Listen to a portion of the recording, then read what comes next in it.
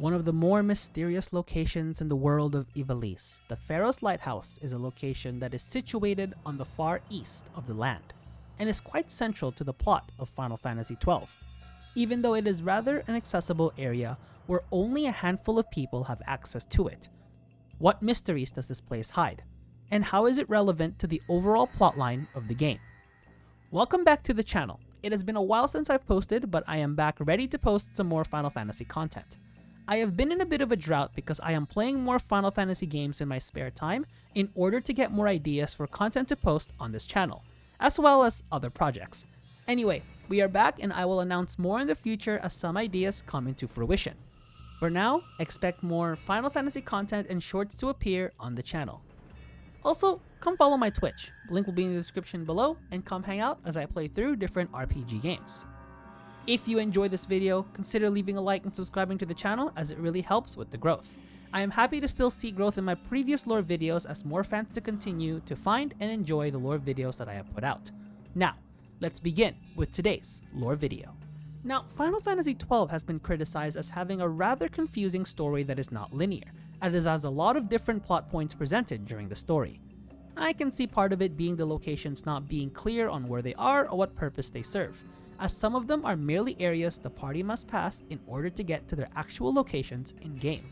The Pharos Lighthouse is definitely not a place the party has to go through to get somewhere. In fact, it serves a very big purpose in the story, which I think isn't emphasized enough. In order to reach the Pharos, the party has to go through Yacht, which are parts of land where there is a rich amount of mist in the air and in the soil, which is why sky stones, which are used to maneuver airships, do not work when crossing this kind of territory. Instead, the party has to use nethicite, which they managed to steal from the Empire in order to cross the Yacht and into the Pharos. This is also the reason why before the party, only King Wraithwall was able to access this place, as the natural barriers surrounding it prevented anyone from reaching this mysterious land. The party was lucky that Dr. Cid's mad research gave the Imperials the ability to reach otherwise inaccessible places with the use of manufactured nethicite. While the Pharos is titled as a lighthouse in-game, it is actually not a lighthouse.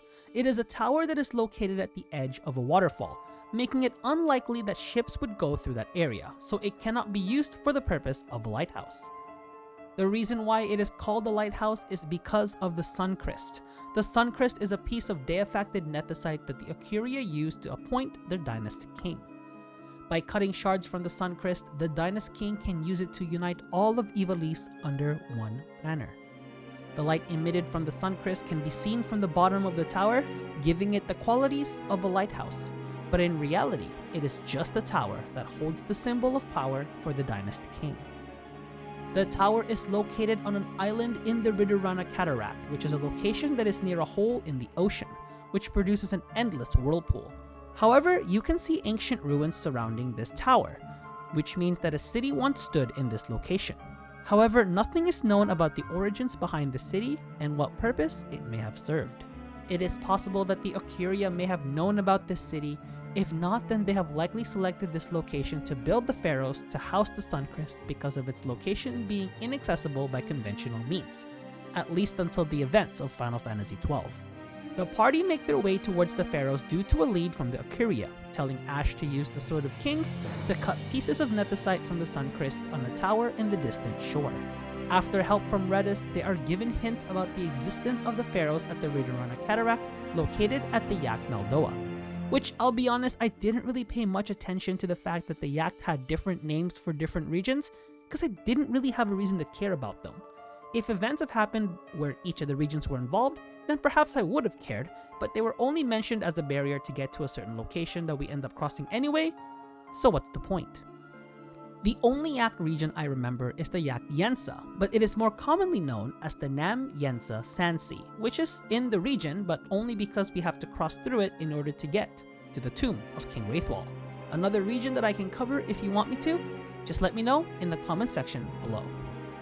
Anyway, after making their way in the distant shore, they come across a message left by King Wraithwall, leaving a warning to future dynasty kings that the Guardians left by the Ikuria, likely as a means to test anyone wishing to make their way to the top of the tower and obtaining the symbol of the dynasty king.